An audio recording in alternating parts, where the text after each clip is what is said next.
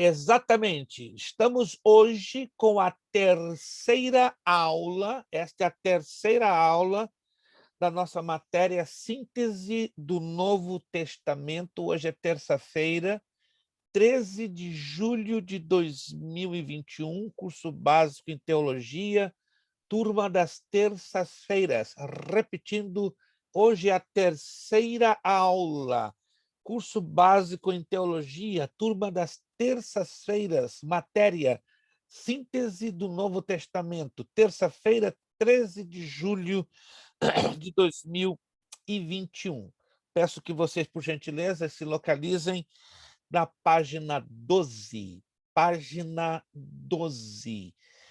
Queremos agradecer os alunos que já estão fazendo os pagamentos do mês de julho, ok? Lembrando que o dia final para o pagamento do mês de julho é o dia 30. Então, anote aí na sua agenda, até o dia 30 de julho você pode fazer o seu pagamento e evite, na medida do possível, o acúmulo de mais de 2 meses. Temos alguns alunos, né, que por questões financeiras, dificuldades, estão pagando 2 meses acumulados, mas na medida do possível, faça o seu pagamento em dia, porque a nossa faculdade depende, né, da sua mensalidade para a compra dos materiais, para a manutenção básica, né? Porque sem o pagamento em dia, temos algumas pequenas dificuldades, não assim a ponto de ficarmos apertados no pescoço, mas quebra um pouquinho, não é, a nossa organização. Mas até o dia 30, você fazendo o seu pagamento, está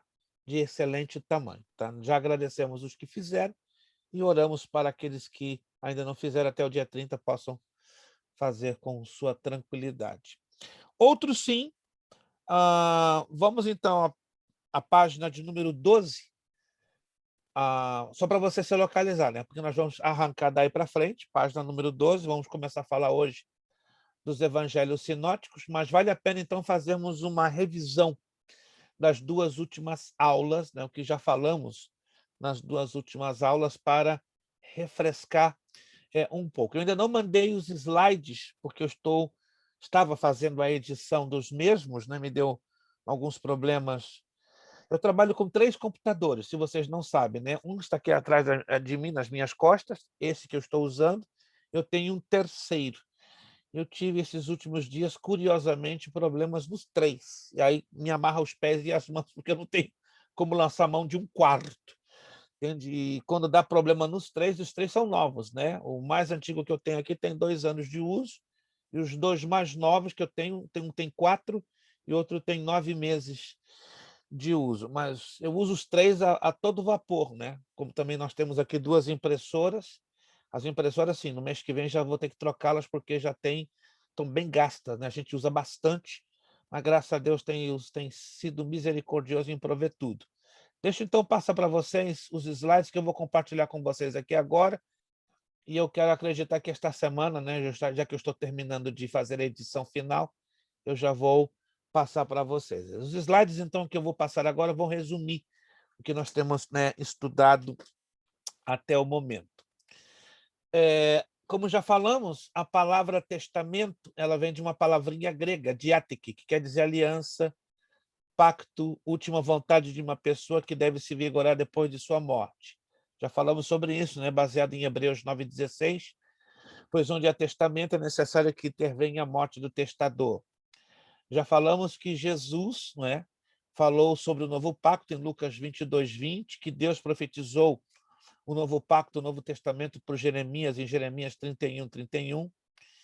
Os apóstolos também foram enviados para anunciar o novo pacto, de acordo com 2 Coríntios 3:6. Hebreus 9:15 fala que Cristo é o mediador de uma nova aliança, de um novo pacto. Os apóstolos ensinaram em Hebreus 8:13 sobre a nova aliança, né, dizendo que a nova aliança substituiu a primeira. E agora vamos falar um pouquinho do contexto histórico. É importante ressaltar que o Antigo Testamento envolve uma história de aproximadamente 1.500 anos, acontecimentos que vão desde a criação até o retorno do cativeiro babilônico. Depois disso entra o período intertestamentário, né? O período de 400 anos, onde o Espírito Santo deixou de falar a palavra profética, a palavra inspirada para a redação de novos livros. Aí nós temos os fatos ocorridos durante o intervalo de anos entre o Antigo e o Novo Testamento, entre a visão de Daniel. E a visão de Daniel, que foi o sonho de Nabucodonosor, foi a estátua que nós vamos em seguida falar com um pouquinho de detalhes.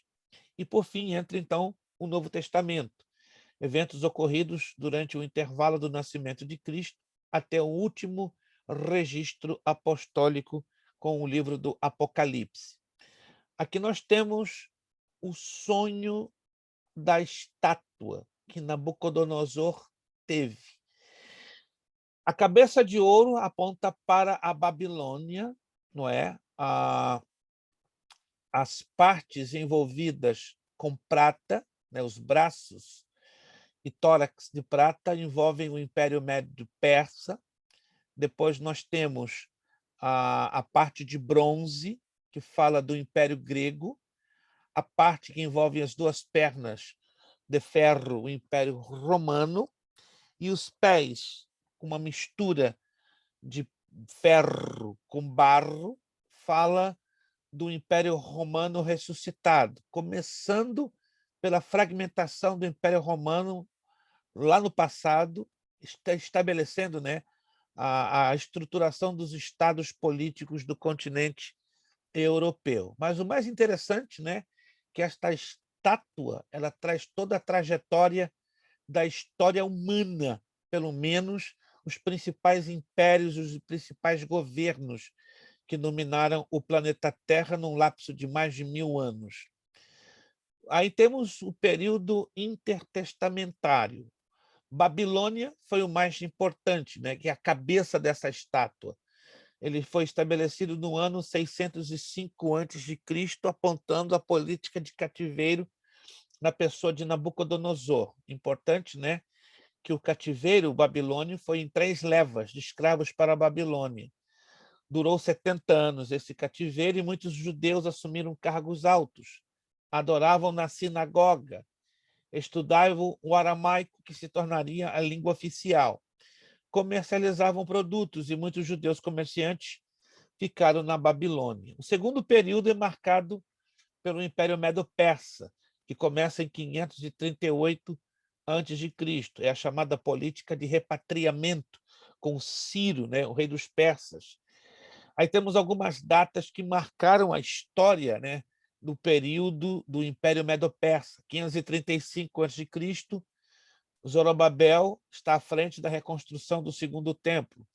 485 a.C., Esdras, promovendo a reforma religiosa, o início do rabinismo.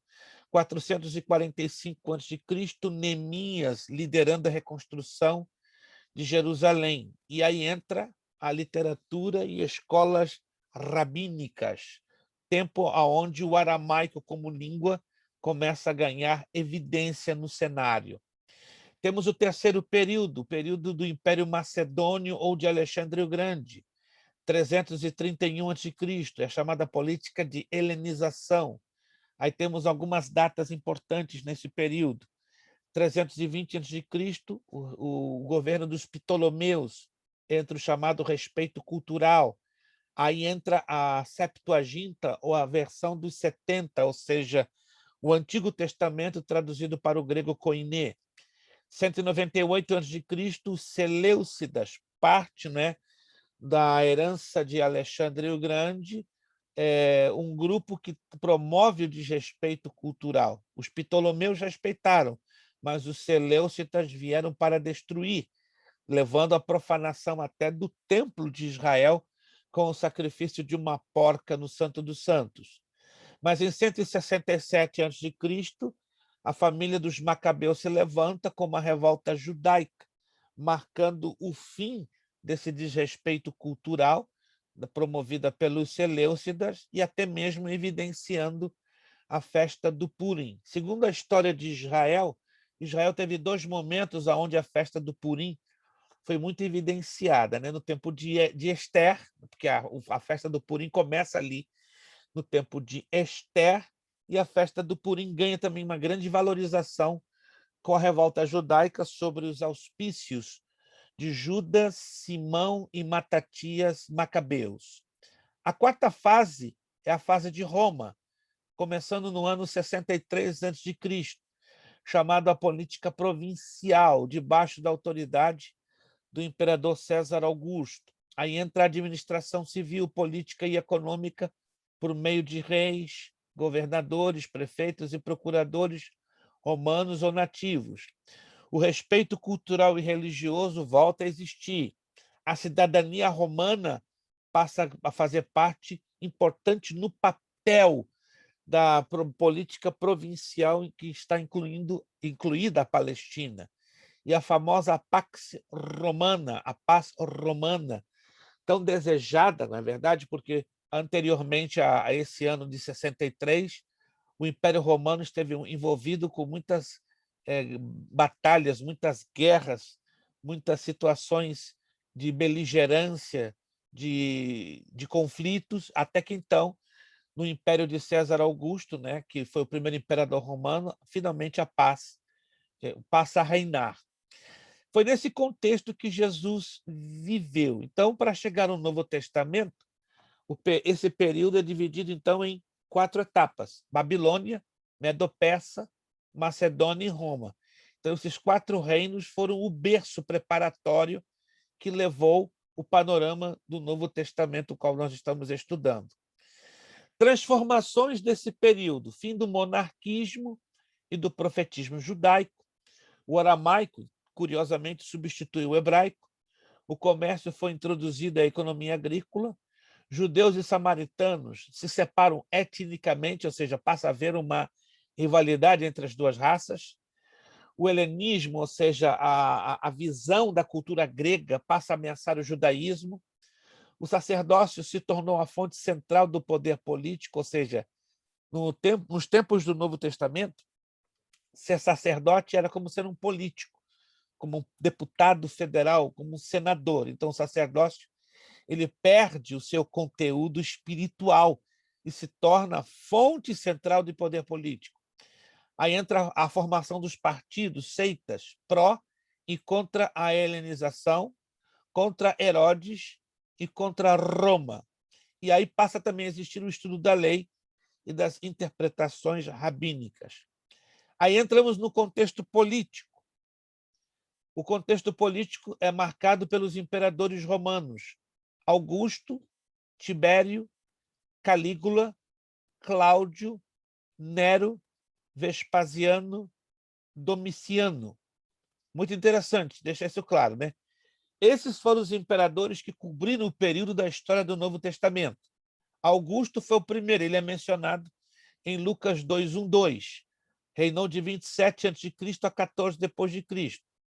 O governo de Augusto, ou de Otaviano Augusto, foi marcado pelo recenseamento, que está lá em Lucas 2:1-2, o nascimento de Jesus e o infanticídio por Herodes. Lucas capítulo 3 traz o governo de Tibério, que vai de 14 a 37 depois de Cristo. No governo de Tibério se estabelece o pleno do ministério de Jesus, entra a era apostólica e começa a era da igreja. O governo de Calígula, que vai de 37 a 41 depois de Cristo, fala da perseguição da igreja pelos judeus, o martírio de Estevão e a conversão de Paulo. Sob o governo de Augusto, que vai de 41 a 54 depois de Cristo, muitos judeus são expulsos de Roma, as cartas e os evangelhos são escritas e se estabelece o Concílio de Jerusalém. Nero governa de 54 a 68 depois de Cristo.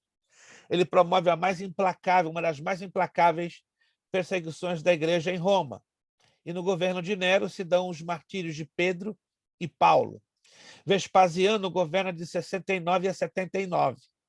Vespasiano é o responsável pela destruição de Roma e pela diáspora judaica, evento que todos os judeus expulsos de Jerusalém e de Israel vão habitar as outras partes do planeta, não sendo eles permitidos a residirem naquela região da Palestina. E, finalmente, a história do Novo Testamento termina sobre os auspícios do imperador Domiciano, que vai de 81 a 96 depois de Cristo.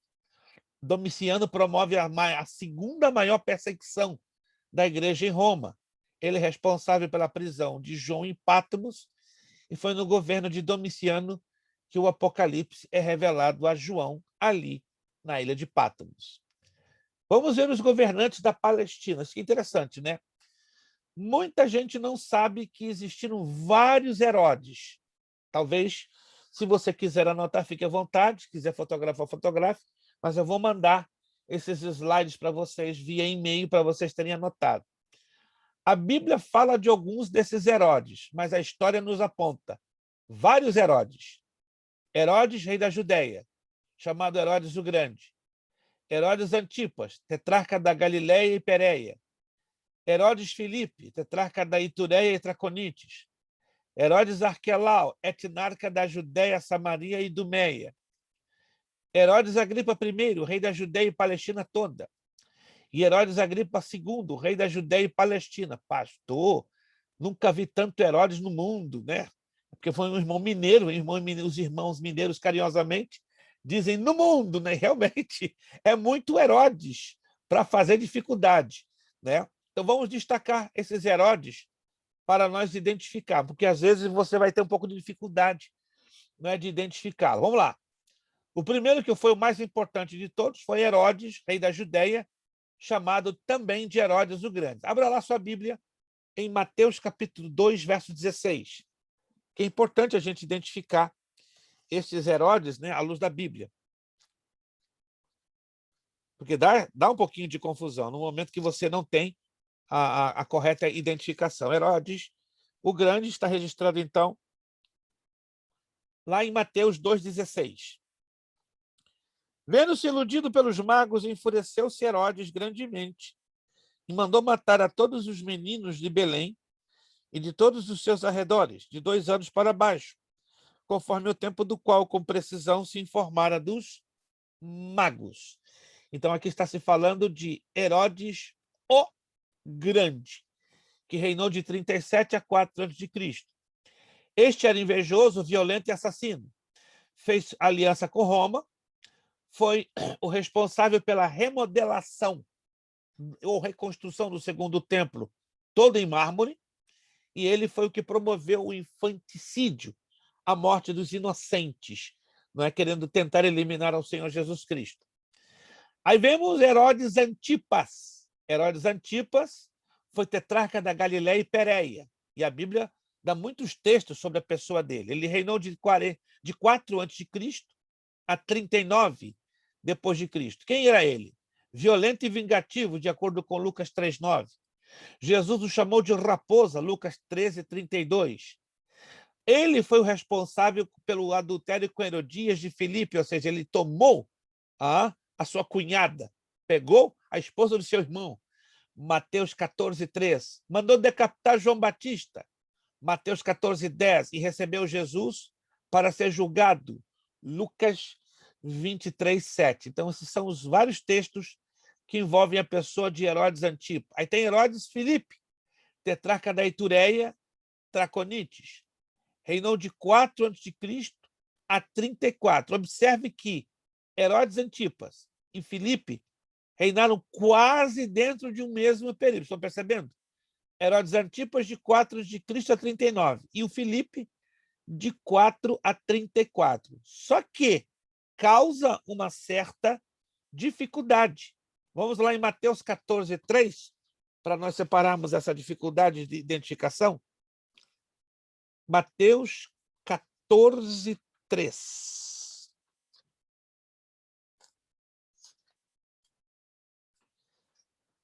Mateus capítulo 14, verso 3. Porque Herodes, havendo prendido e atado a João, o metera no cárcere por causa de Herodias, mulher de Filipe, seu irmão. Preste atenção. Herodes, na verdade, era o título, ok? Era o título. Guardem, procurem guardar isso da melhor maneira possível. Alguém me perguntou Macabeus ou Mecabeus? Nossa irmã Luziana, se me permite. Há livros de teologia que trazem a versão Mecabeus. Já outros, Macabeus. É a questão da pronúncia no aramaico e no hebraico. No hebraico, Macabeus, Macabal, né, como seria no hebraico. No aramaico, Mequebeu. Então, é aceito as duas versões. Macabeus, porque é a forma hebraica, e Meca, não Maca, Mecabeus, que é a versão aramaica, porque vamos ver essa variação, né? Por isso que eu fiz questão de colocar Mecabeus para chamar a atenção, porque essa é a variação aramaica. Tá? Então, Mecabeus e Macabeus são válidos, mas é muito mais conhecido por Macabeus, que é a variante no hebraico. Haja visto que é uma semelhança, né, entre o hebraico e o aramaico, mas como são idiomas semelhantes e, consequentemente, trazem variantes, né, na sua pronunciação e na sua escrita. Mas procure memorizar que o termo Herodes, o termo Herodes é como se fosse um título, como, por exemplo, César. A expressão César quer dizer imperador, certo? Então, Otaviano Augusto, ou César Augusto, César Tibério, César Cláudio, César Tito, César Vespasiano. Então, na Palestina, imperava ou dominava o título Herodes. Só que este é conhecido como o Grande. Aí depois vem o Antipas e depois vem o Filipe. Mas o texto de Mateus 14:3, né, só nos chama de Herodes, porque Herodes. Que Herodes era esse? Antipas. Então, o sobrenome, que é o nome, o segundo nome, que na verdade é o nome, é o que dava mais destaque. Tá? Herodes é o título e Antipas era o nome. Então, Herodes Antipas, tetrarca da Galiléia e Pérea. Aí o seu irmão se chamava Herodes Filipe, mas o texto de Mateus 14:3 só chama ele pelo nome e não pelo título. Tá? Interessante. Mateus faz questão de só chamar pelo título a Antipas, mas não dá o nome. Mas ele faz questão de dar o nome do irmão de Antipas, que aí é Filipe. Causa um pouquinho de confusão? Com certeza. Mas quando nós estudamos à luz da história, separamos essas diferenças. Depois, vemos outro Herodes. Uau, é muito Herodes mesmo, né? O Arquelau. Ele foi o etnarca de Judéia, Samaria e Dumeia. Ele também reinou num período bem parecido de Antipas e Filipe, só que ele foi de 4 a.C. a 6 depois de Cristo. E ele estava presente no retorno de Jesus para Nazaré, Mateus 2:22. Vamos lá em Mateus 2:22. É sempre importante estarmos analisando à luz da Bíblia. Tendo, porém, ouvido que Arquelau reinava na Judéia, em lugar de seu pai Herodes, temeu ir para lá. Perceberam, então? Então, Arquelau é o nome e Herodes é o título. Em lugar de seu pai, Herodes. Né? Muito interessante deixarmos isso claro. Essa expressão pai, na verdade, no grego, se liga a pai biológico ou avô, né? Que alguns historiadores consideram também essa expressão pai, pater, no grego, como avô, certo? Então, poderia ter sido Arquelau, neto de Herodes o Grande, uma vez que essa palavra no grego, pater, ela tem uma ligação bastante direta na questão de não apenas pai e filho, mas pai e neto. Aí temos Pôncio Pilatos, prefeito da Judéia, de 26 a 36 depois de Cristo. A Bíblia fala lá nos evangelhos sobre a pessoa de Pôncio Pilatos. Ele julgou e condenou Jesus ao açoite e à crucificação. Aí temos o outro Herodes, Agripa I, que reinou de 37 a 44 depois de Cristo. Ele foi responsável pela morte de Tiago, prendeu Pedro, recebia culto e morreu comido de vermes, de acordo com Atos 12:23. Aí temos o último dos Herodes, Herodes Agripa II, rei da Judéia e Palestina. Reinou de 50 até 100 a.C. Aí ele teve 2 corregentes, Félix e Festo. Félix, entre os anos 52 e 60, ali na Palestina, e Festo, de 60 a 62. São mencionados os dois em Atos dos Apóstolos. Herodes Agripa II ouviu o depoimento de Paulo, aconselhou Festo sobre Paulo, apoiou Roma na revolta judaica que levou à destruição do Templo de Jerusalém por Tito no ano 70 depois de Cristo. Aí nós temos o contexto social, muito interessante. Nos tempos do Novo Testamento, depois da destruição do templo, as sinagogas ganharam mais protagonismo, porque no tempo antes do templo ser destruído, existiam os dois, sinagoga e templo. Hoje só temos as sinagogas. Qual a diferença? A sinagoga era usada para reuniões diversas, escola nos dias úteis e local de adoração para o dia sábado. Qual era a composição de uma sinagoga? Rabino, chefe, o razan, que é o atendente, e os anciãos, superintendentes. O sinédrio seria como nos dias de hoje no Brasil, o STJ. Qual era a função do sinédrio? Discussões sobre a lei e tradição, decisões políticas, julgamento de infrator. Como era composto o sinédrio? Um presidente, 70 membros e 2 oficiais, que eram geralmente escribas. O templo diferente de sinagoga. O templo era o centro da vida da adoração judaica. Só no templo poderiam ser feitos e apresentados sacrifícios e holocaustos. E só no templo poderia haver o recolhimento de dízimos e ofertas. Jamais na sinagoga, pelo menos enquanto o templo existia. Mas hoje, as sinagogas são objeto também de recolhimento de dízimos e ofertas. Como era a administração do templo? Um sumo sacerdote, haviam sacerdotes que se revezavam 24 horas por dia e havia um grupo de levitas. Só para você ter uma visão, né, de como funcionava o templo. Olha aqui uma visão do templo, que coisa tremenda. Esse templo aqui é uma maquete da reconstrução do templo de Herodes, né, o templo de Herodes que foi remodelado por volta de 4 a.C. Ele tinha 2 pátios, o pátio dos gentios e o pátio das mulheres. Então, só nesse pátio aqui poderiam estar os não-judeus. As mulheres ficavam num pátio pequeno, interno. Estão vendo aqui a Porta Formosa? Essa é a porta onde ocorreu a cura, não é? Daquele mendigo aonde Pedro se aproximou. Lembre-se que esse nome Formosa, na nossa língua portuguesa, dá a entender porta bonita. Mas quando você vai no grego, a palavra Formosa quer dizer feita de metal. Quando Almeida traduz para o português, a palavra grega sai como Formosa. Mas não é uma porta formosa porque ela era bonita. Era por causa que ela era feita de metal. Muito bem. Aqui que você vê no cantinho é as salas do templo, onde estava estabelecida a Assembleia do Sinédrio e a Escola Rabínica. Aqui deste lado é a chamada Fortaleza Antônia, onde os romanos estabeleceram com 4 torres para a defesa da cidade de Jerusalém e do templo judaico. Temos o pórtico de Salomão, as muralhas que cercavam o templo em si, o santuário, e o pináculo do templo. Olha só, foi aqui que Satanás levou Jesus no período da sua tentação. Daqui a pouquinho a gente vai voltar a falar um pouquinho mais, né, das influências religiosas no contexto do Novo Testamento. Vamos falar da importância dos gregos, dos romanos, tá?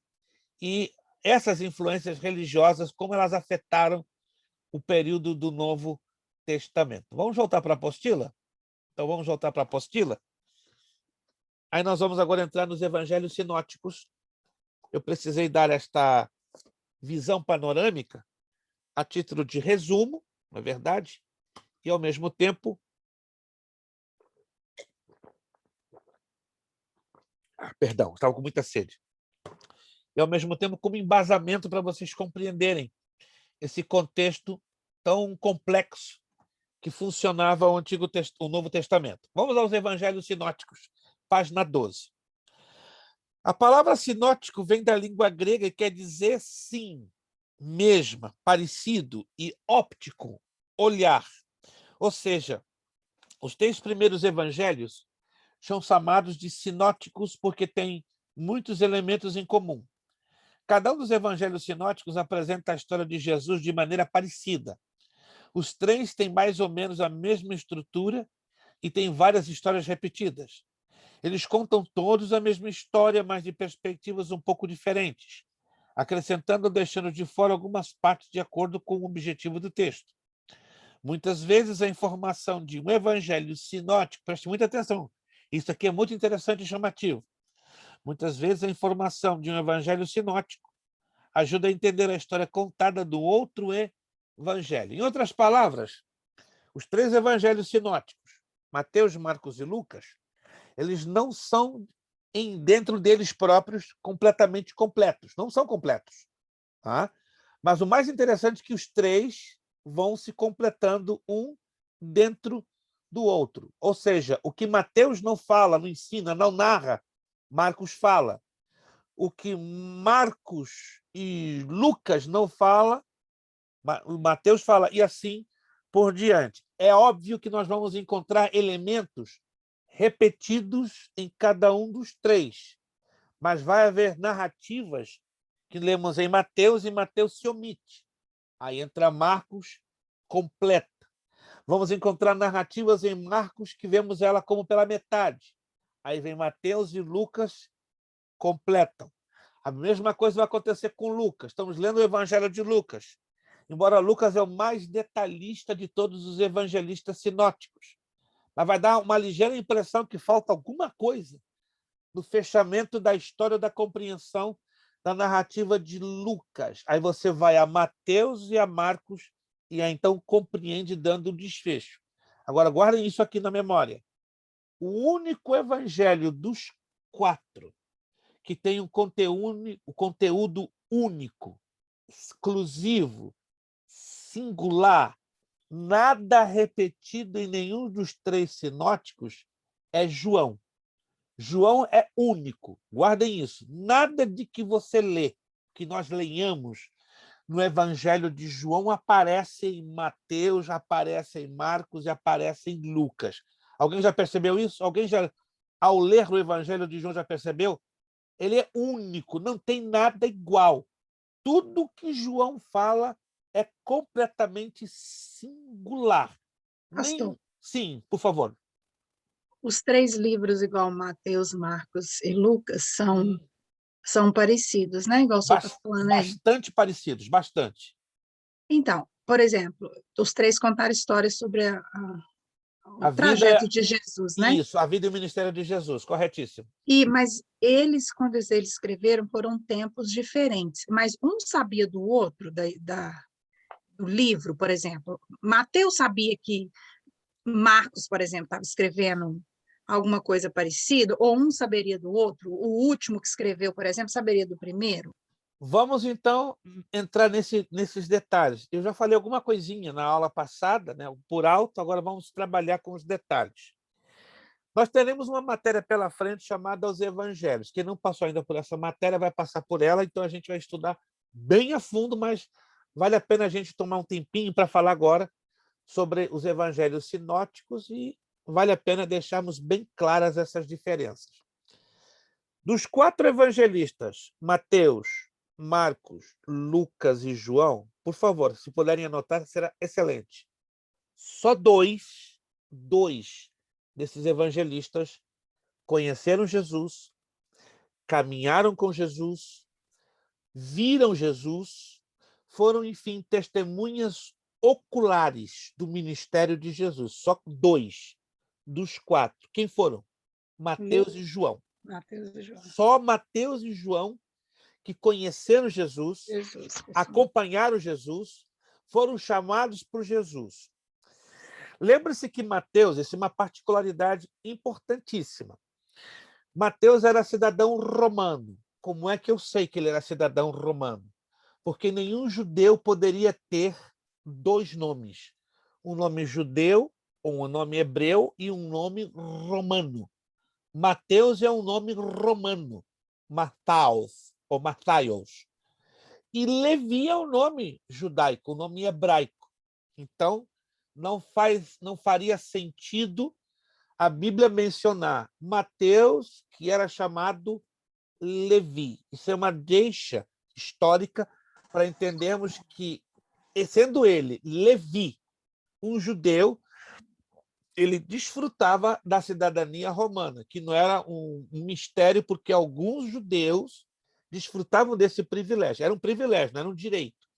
Um judeu ser cidadão romano tinha uma razão A, B e C para ele chegar a esse ponto de ser privilegiado. Como Saulo de Tarso era um judeu, porém tinha cidadania romana. Então é muito importante deixar isso claro. Então, Mateus e João foram os únicos que viram, caminhar e foram chamados por Jesus. Por outro lado, Marcos e Lucas. Marcos e Lucas nunca viram Jesus, nunca caminharam com Jesus, não foram testemunhas oculares de Jesus, mas ouviram falar da vida, do ministério, da obra de Jesus. Por qual fonte? Fonte oral.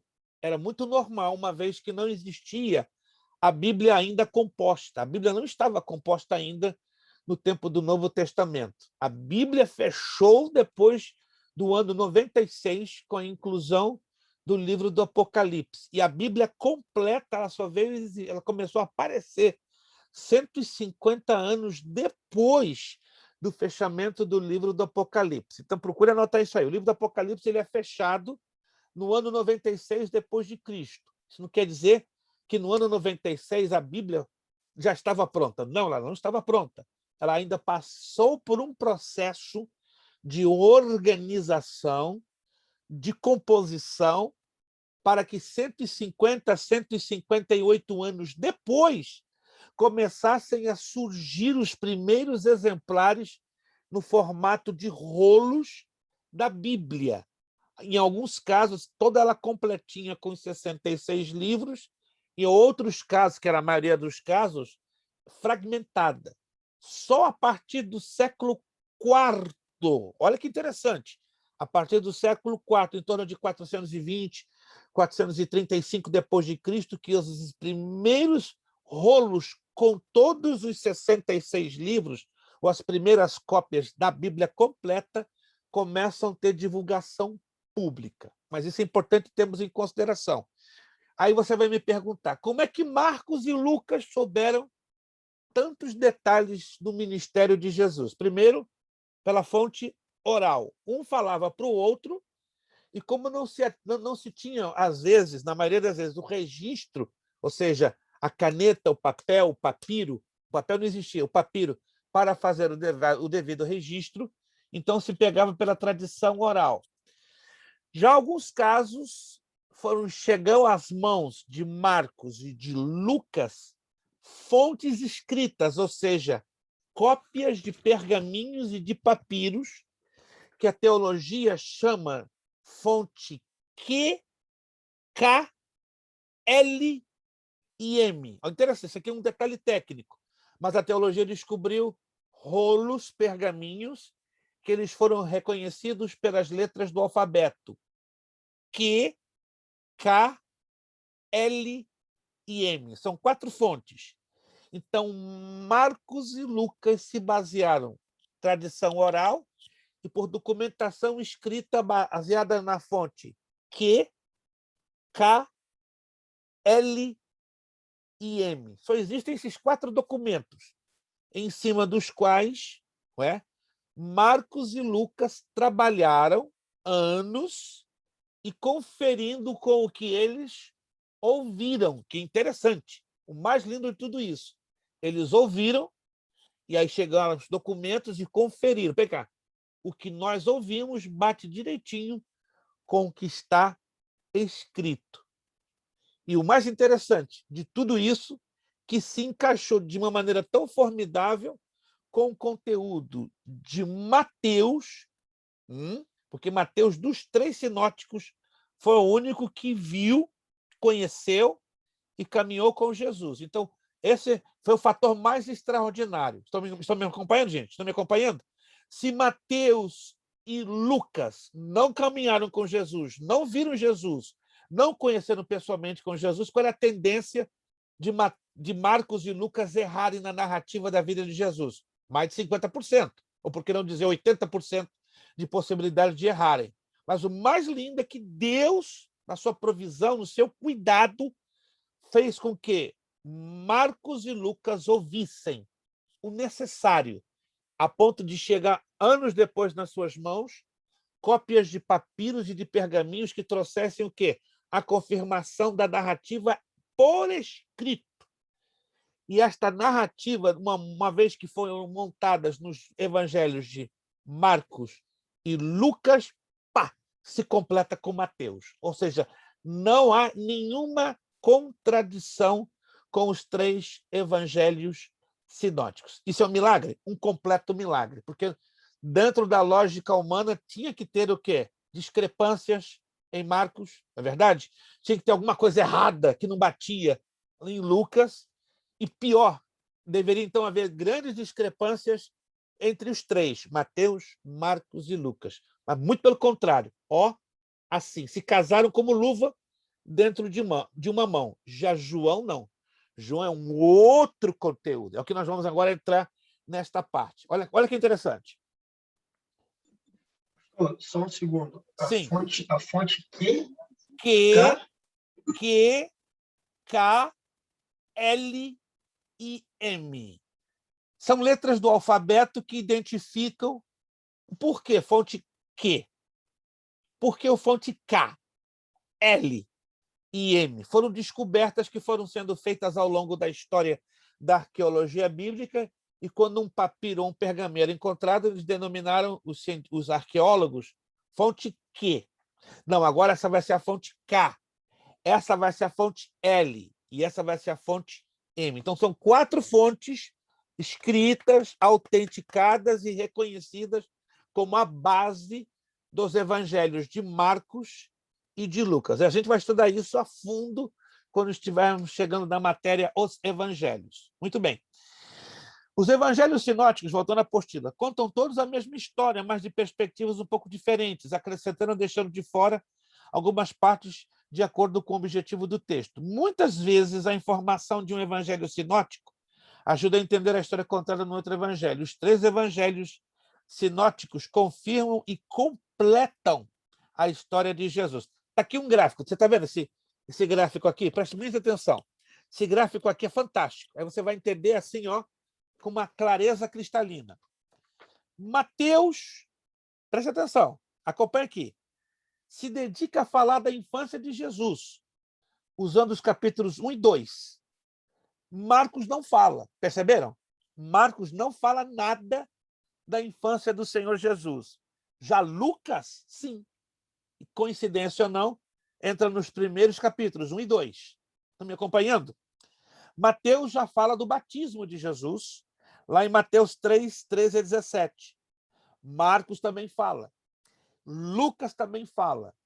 Só que analisa, os 3 falam em 3 diferentes perspectivas, ou seja, detalhes que Mateus não entra, Marcos entra.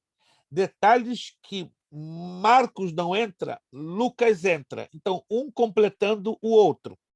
Depois, a tentação de Jesus. Se você parou para ler com atenção, as 3 narrativas se encaixam, embora, olha que mais, isso aqui é assustador, há diferenças em palavras, em gestos, atitudes e até colocações, mas no final os 3 se completam entre si.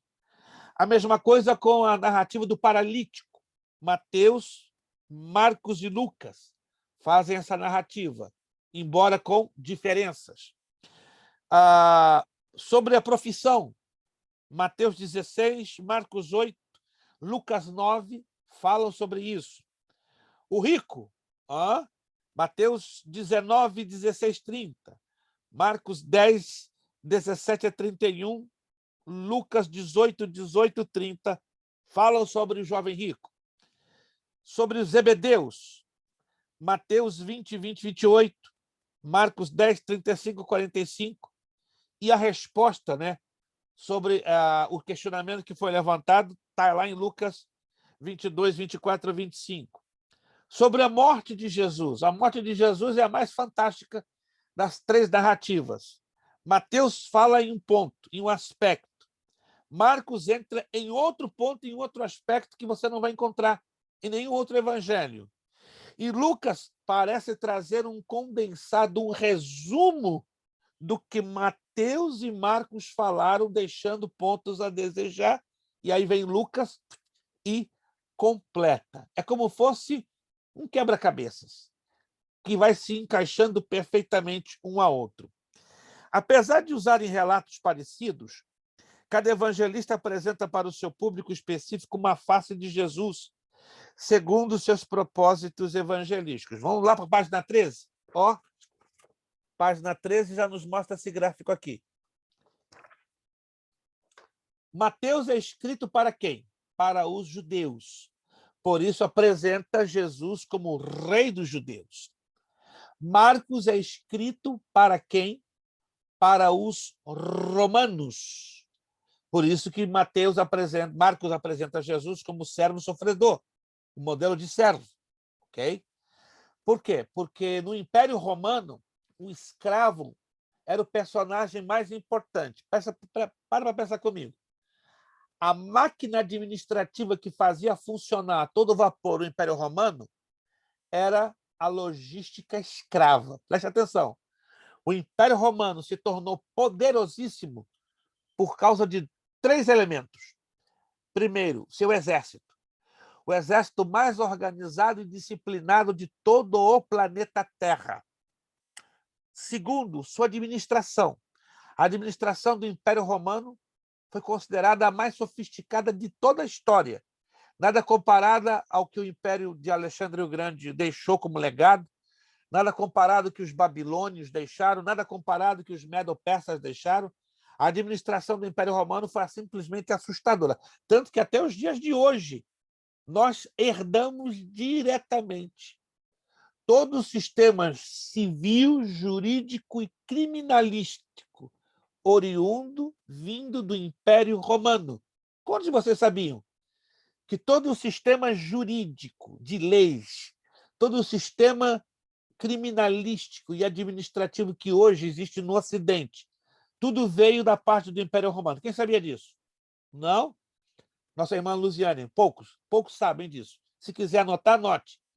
Todo o sistema político, administrativo e jurídico que nós brasileiros ou ocidentais temos hoje é legado direto do Império Romano. A cultura do Império Romano foi muito forte, gente. Foi forte demais. As palavras que temos no nosso vocabulário em língua portuguesa, partindo do próprio português, tá? O latim foi a base. Do latim saiu o português, o francês, o italiano, o espanhol, o romanche, o provençal e o esperanto. Então, todos esses idiomas saíram do latim. Começando pelo idioma latim, o latim não apenas foi uma influência linguística, foi uma influência política, cultural e social. Então, tudo que nós temos na nossa cultura, pelo menos 60%, tem base na influência da cultura romana.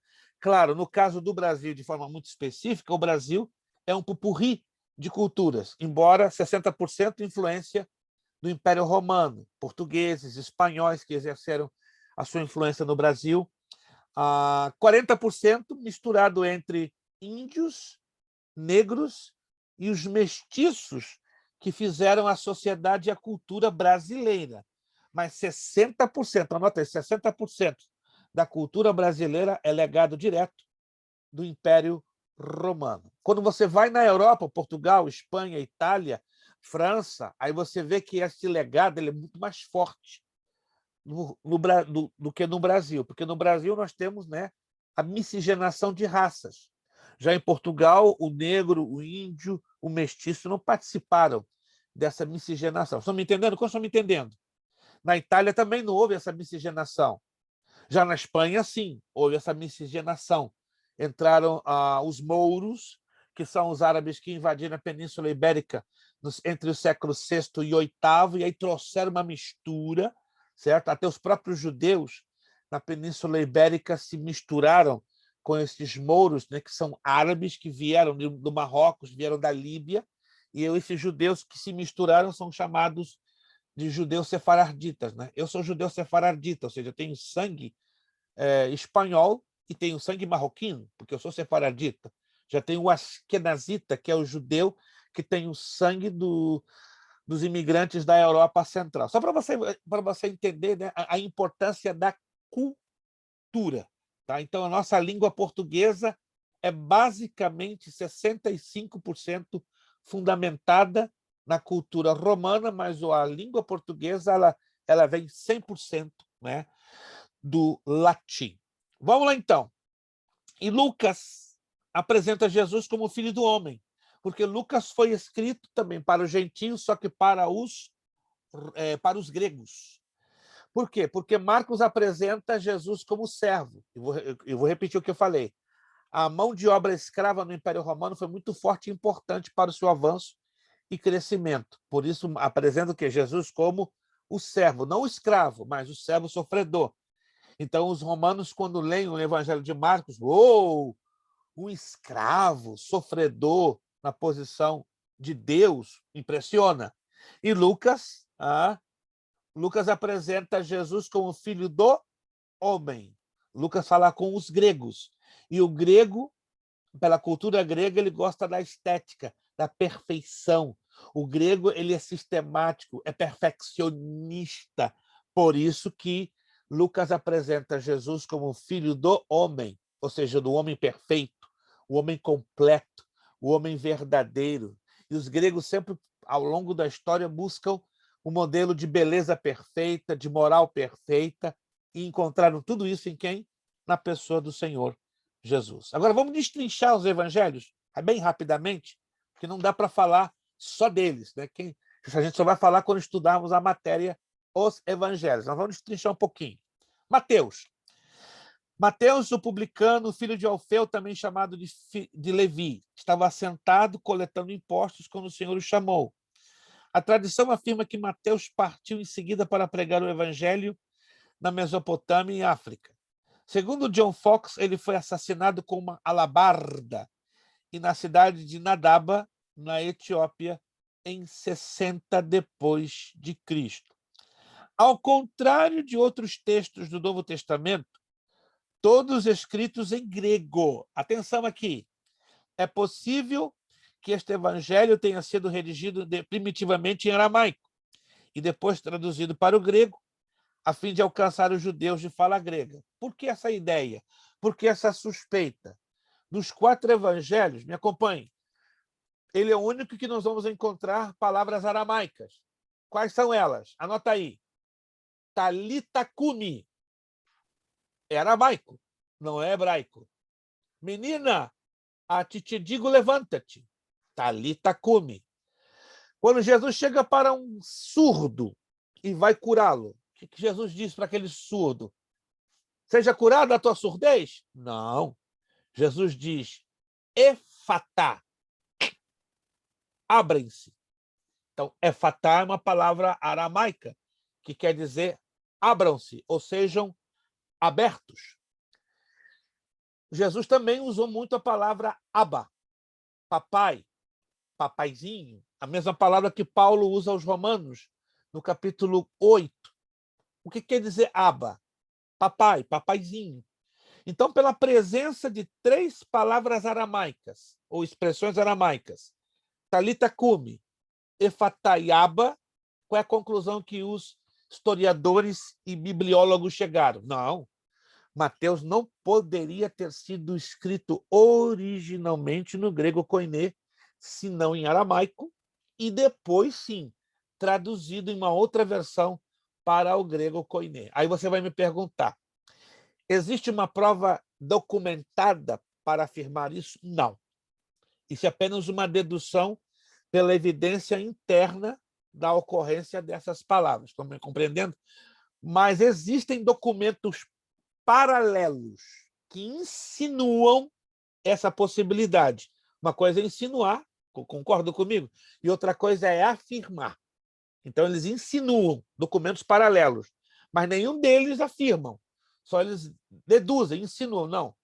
Há uma enorme possibilidade, porque qual foi a razão, então, que Mateus apresenta estas palavras aramaicas? A razão, pela lógica da linha de literatura que era tomada naquela época, é para indicar a origem do idioma usado para a redação do Evangelho segundo São Mateus. E alabarda significa o quê? É uma espada? Uma espécie de um cajado pontiagudo. De um cajado pontiagudo. Não seria exatamente uma espada. Era tipo uma lança, só que ela não muito comprida, porém muito grossa e pontiaguda. Ela era usada mais ou menos não, para espetar o gado. Quando o gado empacava, se usava a alabarda para empurrar o gado, ou para espetá-lo, ou para estimular o a avançar. Vamos lá. A data provável da redação do Evangelho de Mateus entre os anos 50 e 60 depois de Cristo. Então, bem depois da morte do Senhor Jesus. A morte do Senhor Jesus se deu no ano 29. Então, vamos colocar quase 30 anos à frente que é escrito o Evangelho de Mateus. O local, sim, se sabe, Antioquia da Síria. Não se esqueça que a Bíblia, no Novo Testamento, fala de duas Antioquias. Essa é uma matéria que nós vamos estudar ainda. Geografia bíblica, não é? Uma delas é Antioquia da Síria. E alguém se lembra qual era o nome da outra Antioquia? Eu quero dar ponto, gente. Eu quero dar pontinho, eu quero dar reforço para vocês. Quando eu liberar as notas, alguns vão chorar de alegria. Pastor, da onde veio esse 100? É 100 aqui, é 100. Você vai ficar meio perturbado. Você vai ver tanto 100. Você não vai acreditar. Você vai pensar que é armação minha. Não é armação minha, gente. Dai a César o que é de César, o que é de Deus, o que é de Deus. Gente, tô falando sério. Hein? Porfília? Antioquia, não. Tá bem parecido, irmão Jobé. Irmão Jobé tá sabendo. Irmão Jobé é um assíduo leitor. Irmão Jobé tá ligado. Mas ele bateu na trave. Eu fico anotando. Você está falando, eu estou aqui anotando. Não. Irmão, ó, eu admiro. Eu vou passar um dia, eu vou conversar um dia com o irmão Jobé. Isso aqui, todo mundo aqui é testemunho, né? Um dia eu tenho que passar um dia com o irmão Jobé. Vou levar um cabo, né, um jump start, e vou ligar no cérebro dele com o meu. E aí eu vou me renovar. Vou tirar a juventude do cérebro do irmão Jobé. Depois vou para a casa do irmão João de Freitas, vou tirar também a juventude, o tutano da cabeça do irmão João. Aí, gente, aí vocês vão ver que eu sou outro homem. Eu tenho que eu tenho que me renovar. E de quebra ainda vou pedir reforço ao irmão Wilson. Aí eu vou pedir reforço. Aí eu vou estar feliz da vida, né? Se eu não for ao Waterbury, peço reforço também ao irmão Wellington, né, para me ajudar a ficar mais feliz, né? Porque, gente, aqui dentro está ficando pequenininho a cada dia, mas Deus é bom e está me dando graça. Então, Antioquia da Síria e a outra, alguém se lembra? Não. Antioquia da Pisídia. Antioquia da Pisídia. Alô? Valendo 50 pontos.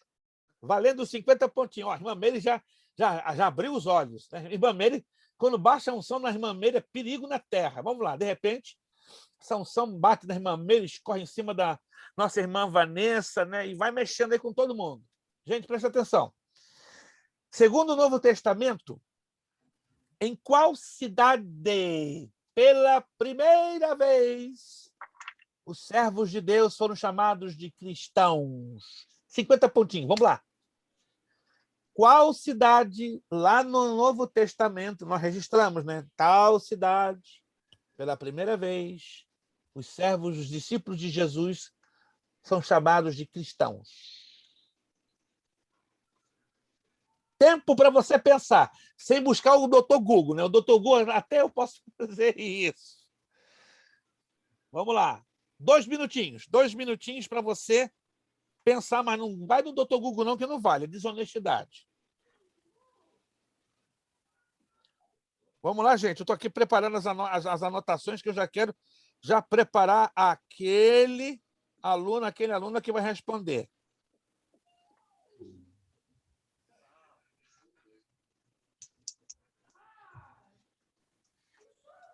Não se lembram? Rapaz, agora estou assustado. Eu sei que você já passou por Atos... Quem já leu Atos dos Apóstolos? Quem já leu? Eu estava Foi ontem ou anteontem que eu estava no meu devocional, estava lendo Atos, aí ele falou. Foi ontem ou anteontem. Só que agora eu não lembro. Ontem, então Pastor, tá fresco. Antioquia. Não. Atos 11, não, né? Pastor? Foi em Chifre, em Não. Antioquia? Não. Alateia, Não. Antioquia da Síria. Antioquia da Síria. Irmã Luziane, seja um pouco específica. Qual foi a sua dúvida que a senhora agora me colocou?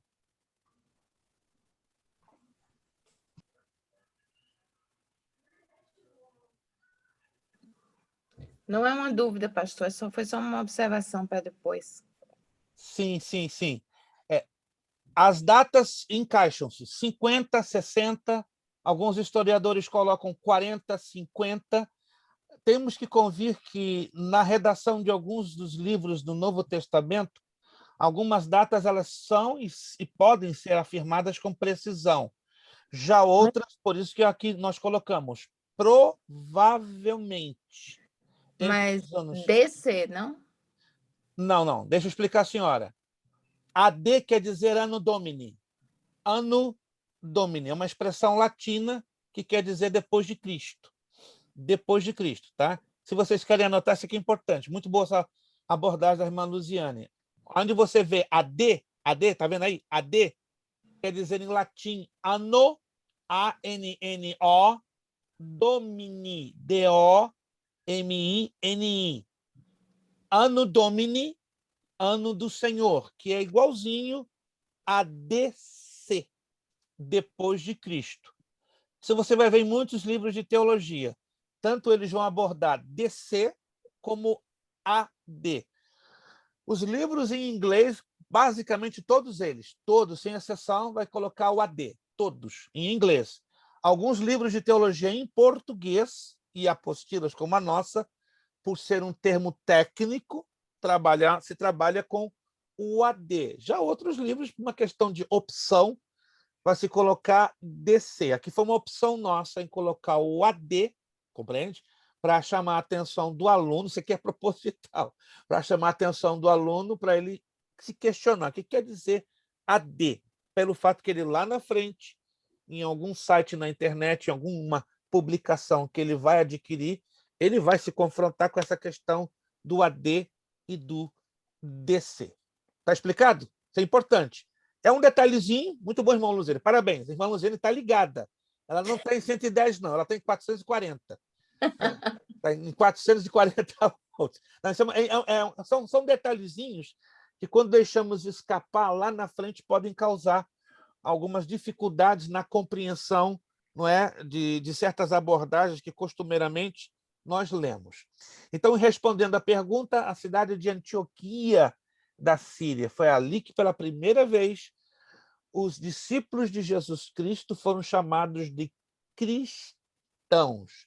Lembrando também que a cidade de Antioquia da Síria foi a primeira base missionária da igreja primitiva. Como é que eu sei disso? Quando você lê lá em Atos capítulo 13, começando do versículo 1. É a primeira base missionária da igreja primitiva. Né? Isso é muito interessante quando alguém tem, por exemplo, a direção de um culto de missões ou alguém que prega sobre o tema de missões, né? E tem pregadores que não sabem disso. Qual foi a primeira base bíblica?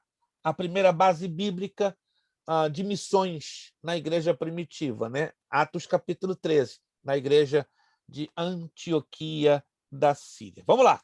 Propósito de Mateus. Entende-se que seu objetivo era mostrar Jesus aos judeus como sendo o Messias prometido no Antigo Testamento, o rei de Israel. Alguns elementos deixam isso evidente. Olha só, a evidência interna. Por 18 vezes lê-se a expressão para que se cumprisse o que fora dito. Assim, Mateus busca colocar Jesus como cumprimento das profecias judaicas como Messias. Mateus inicia a genealogia de Jesus, provando o direito legal de Jesus, qual o herdeiro de Abraão e de Davi.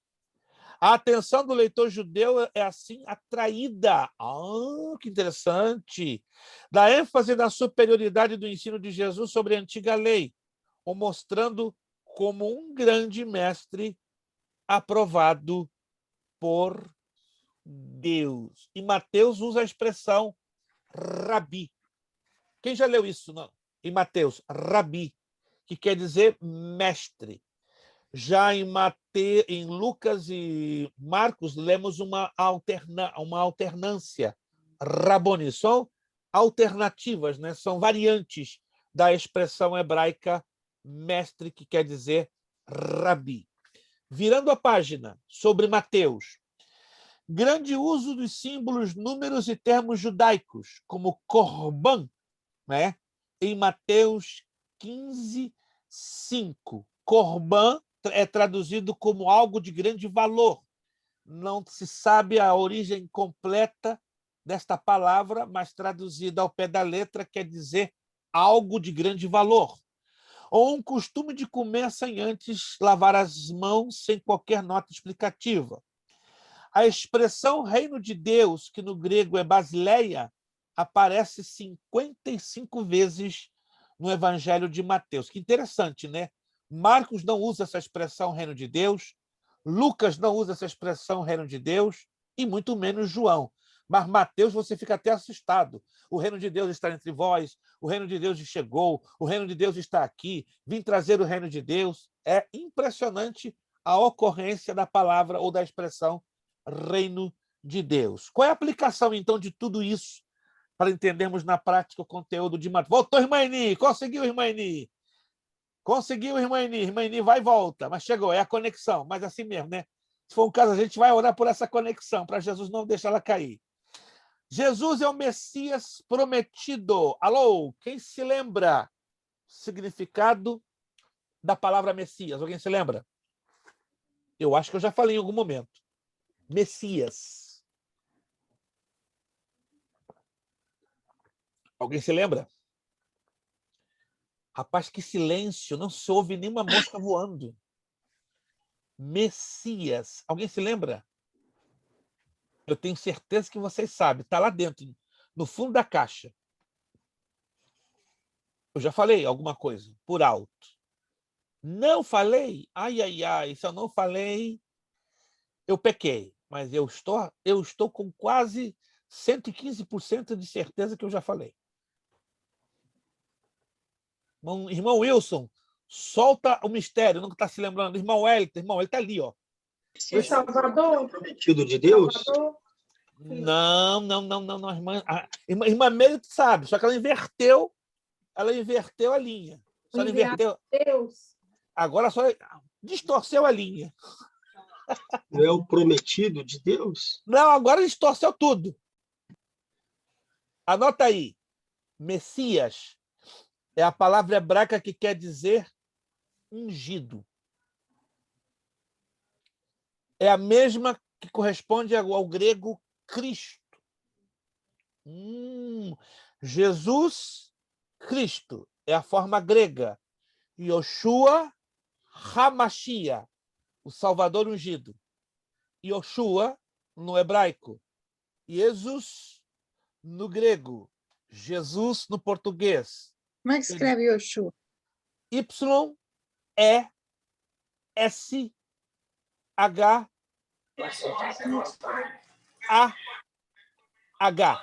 Y-E-S-H-U-A-H. A pronúncia é Yoshua.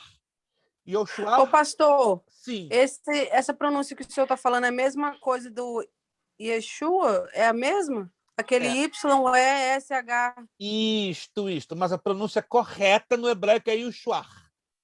O povão fala Yoshua. É o mesmo significado. Isto, que é traduzido por Jesus. Jesus é a forma grega e Jesus é a forma portuguesa. Entende? Ok. Estão anotando aí, gente? Tem um H no final, né, pastor? Isso, tem um H no final, né? Porque é hebraico, né? Yoshua. E toda a transliteração do hebraico com final H tem o som de... O hebraico é um idioma gutural. O que é gutural? Usa muito o som pela garganta, como alguém estivesse gargarejando, né? Não sei se você já ouviu um judeu falar, mas se ouve perfeitamente o som da garganta, né? O som gutural, dá até um pouquinho de agonia, né? E Adonai Vismarecha, e Ashe Adonai Panavelecha Vihuneika, e sai Adonai Panavelecha, e Ashelaha Shalom. O que é isso, pastor?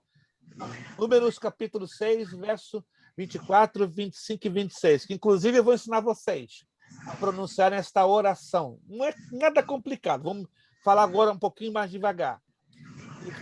Ihareha Adonai Arecha.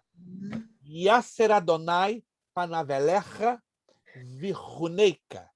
Isa Adonai Panavelecha Yashelaha Shalom. Vou também ensinar vocês a cantarem uma canção. Aprendi tudo, pastor. Shalom. Shalom. Nossa irmã Luziane é prática e objetiva. Shalom. Finalizou. Mas eu vou passar para vocês, né, duas expressões em hebraico muito fáceis. Né? Inclusive, tem até no YouTube um cantor messiânico que canta um hino muito lindo em hebraico. Mas eu vou passar depois a vocês com calma. E não é algo para vocês se preocuparem agora. Né? Quem for chegar ao bacharel, aí temos uns 2 aninhos pela frente, ou 2 aninhos e meio. Quem se sentir seguro para ir no bacharel, nós teremos a matéria Introdução ao Hebraico Bíblico e o Hebraico 1. Mas o que eu vou aprender com isso? Você vai identificar a leitura dos originais do Antigo Testamento. Ou seja, eu tenho um curso de hebraico que eu vou lançar no ano que vem, mas ele é extracurricular, ok? Que em 1 ano eu preparo qualquer um de vocês querendo a ler, falar, conversar e interpretar em hebraico. Em 1 ano. Mas esse é um curso extra, que está fora do currículo do bacharel em teologia. Né? Eu já tenho ele pronto, mas no ano que vem eu vou lançar para os interessados. Vai ter também uma aula por semana, nada mais, 2 horas por semana. Em 12 meses você fica preparadinho. Né? Eu já no passado consegui aqui nos Estados Unidos, pela graça de Deus, preparar 88 pessoas, ensinando-as a falar hebraico. E eu tenho um de grego. O grego já é mais fácil. Em 8 meses eu já deixo a pessoa preparada para ler, escrever, falar e conversar em grego com ele. Mas isso é para o ano que vem. Esse projeto já está tudo preparado, só que a gente tem que lançar aos poucos, porque o vaso aqui não é de barro, não, gente. Vocês são vaso de barro. Eu sou de talco. Eu sou de talco. O talco é mais fraco do que o barro, pode acreditar. Então, como eu já sei que eu sou de barro, o irmão Wilson, o irmão Hélio, é de barro, então eu sou talco, então eu estou abaixo deles. Então, eu faço o que eu posso como talco, né? Já o irmão Wilson é barro resistente, ele faz além do que eu posso fazer, pela graça de Deus. Tá bom, gente? Não se assustem, não, porque o hebraico, quem quiser lá no ano que vem fazer um curso separado, extracurricular, só você me procurar. Tem, inclusive, CDs, vídeos, é bem interessante mesmo. Eu sei que tem muitos bons cursos online, não estou querendo pretender que o nosso seja o melhor dos melhores, certo? Mas a gente procura fazer o mais personalizado e o mais agradável possível. Vamos lá. Vamos entrar agora na página de número 14, nós estávamos falando, né? Sobre a questão de Mateus e com a aplicação. Jesus é o Messias prometido, né? Jesus é o ungido prometido, pois o que Deus promete, ele cumpre. Deus não deixa seu povo sozinho, mas em Jesus faz-se Emanuel. Emanuel quer dizer Deus conosco, em todas as suas situações. Além disso, somos chamados para uma missão, a proclamação das boas novas a todos os povos. Jesus declara que a igreja é um instrumento selecionado para cumprir os objetivos de Deus na terra. Aí temos os versículos chaves do Evangelho de Mateus, que é Mateus 5,17 e Mateus 28, 18 a 20. Uma rápida visão de Marcos. João era o seu nome hebreu. Olha que interessante. Marcos, o seu nome latino. Então, já estamos descobrindo que também Marcos possivelmente também havia sido um cidadão de dupla cidadania. Não apenas Mateus, mas provavelmente, baseado nessa característica, Marcos. Viajou para Antioquia na companhia de seu tio Barnabé e do apóstolo Paulo, na primeira viagem missionária. Não foi um dos 12 discípulos de Jesus, mas acredita-se que fazia parte do grupo maior dos discípulos. Se tornou um discípulo do apóstolo Pedro. 1 de Pedro 5,13 fala sobre isso, de quem ouvia as narrativas mais próximas sobre Jesus e as registrou no seu evangelho. Aí eu faço aqui a alternância, estão vendo aqui, ó, a data de 50 a 60 depois de Cristo, que é o mesmo AD que eu falei lá atrás, aqui eu já coloquei depois de Cristo. O local da redação do Evangelho de Marcos, Roma. Propósito, o Evangelho de Marcos parece ser direcionado aos crentes romanos, particularmente os gentios. Marcos escreveu com um pastor para os cristãos que já tinham ouvido e acreditado no Evangelho. Ele desejava que eles tivessem uma narrativa biográfica de Jesus Cristo, mostrando que o mesmo Salvador do mundo buscou ser servo. É aquilo que eu falei. O Império Romano valorizava muito a mão de obra escrava. E a palavra escravo, no grego, é doulos. D-O-U-L-O-S, doulos. E ela é a mesma para servo. Então, quando você lê no grego, Paulo, servo e apóstolo do Senhor Jesus Cristo, na introdução das suas epístolas, no original, no grego koiné, a palavra doulos, que também é traduzida por escravo. Tá? Então, isso quer dizer que nós, quando somos chamados servos de Deus, à luz da Bíblia, somos também considerados escravos. Só que a diferença é que o escravo no Império Romano não tinha direitos. Que interessante. Não tinha acesso direto aos seus senhores, não tinha privilégios. Mas nós, como escravos de Cristo, pelo amor, olha que interessante, passamos a ter direitos, passamos a ter privilégios. Anote aí, direito você nasce com ele, é um legado, é uma herança, mas privilégio você conquista. Se você nunca observou isso, observe. Direito, você nasce com ele. Direito você tem por herança. Agora, privilégio é uma conquista. Se eu não falei, falo de novo. Estar aqui estudando a palavra de Deus não é um direito. Se fosse um direito, a telinha aqui já tinha arrebentado, não tinha mais espaço para ninguém. Mas é um privilégio. E os privilégios são conquistados. Os privilégios são suados. Dentro de um privilégio implica o quê? Sacrifício. Eu tenho certeza, irmãos, me perdoem a franqueza, que o irmão Wellington teria qualquer outra coisa melhor que fazer do que estar aqui. Mas ele decidiu, Senhor, eu vou lutar, eu vou batalhar e vou conquistar. E aí ele pegou o quê? O privilégio de estar aqui. Correto, irmão Wellington? Isso aqui é um privilégio. O irmão Wellington sabe disso. Não conheço a vida do irmão Wellington, mas quem está aqui sabe é um privilégio. Irmão Gilbert, sua vida corrida para lá e para cá, desafios a 1000 por hora, mas ele colocou no seu coração, eu vou lutar, vou me sacrificar e vou conquistar. E está aí, ganhou, privilégio. Irmão João nem se fala. Corre para lá, corre para lá, corre para lá, corre para cá, batalhou, conquistou, está aí, privilégio. Todos vocês, me corrijam se eu estou errado, nós estamos aqui, inclusive eu, acredite se quiser. E eu decidi isso há 47 anos. Há 47 anos, quando o Senhor me chamou para ser educador cristão, ele me deixou bem claro, isso aqui não é o teu direito, não, mas eu te apresento um privilégio. Você quer? Quero. Vou abraçar. Vai ser duro, não tem problema, não.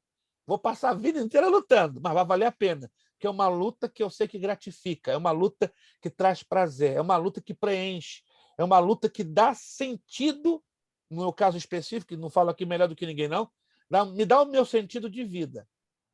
Deus sabe, quer me ver morto? É parar de ensinar. Porque é a razão da minha vida. Eu não tenho outra razão.